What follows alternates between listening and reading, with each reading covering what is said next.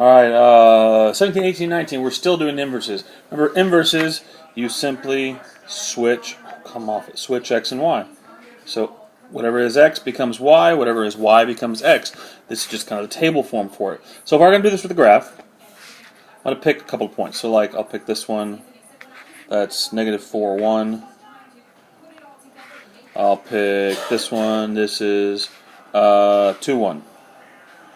That's actually negative 1. And then we'll just switch them. So negative 1, negative 1, negative 4, 1, negative 2. And so I'll plot those. Negative 1, negative 4, 1. Why is that negative right there? What did I do there? Oh, that's why it's so big. Come on, just erase that little bit right there. There's that should be a positive 2. That should be a 1, 2. So 1, 2. And you get a line right there. Alright, that is your inverse equation. That's your inverse line. Now remember when we said earlier that lines reflect across the line, inverses reflect across the line y equals x? We talked about that for number 16. That, I mean, hopefully you can see that a little better now. Those lines mirror across that y equals x perfectly. Okay? So here we go. Let's do the same thing for number 18. 18. So first things first, we'll get a couple of points. So I got this one right here at negative 3, 4. So we're going to make that 4, negative 3. 4, 1, 2, 3 right there. We got negative 1, negative 1, negative 1, negative 1, which when we refer to that, that's still negative 1, negative 1. How about this one right here? Negative 4, negative 3, negative 4, negative 3. You switch that, it becomes negative 3, negative 4. Negative 3, negative 4 comes right there. So this graph goes kind of like that. Again, a little strange, but whatever.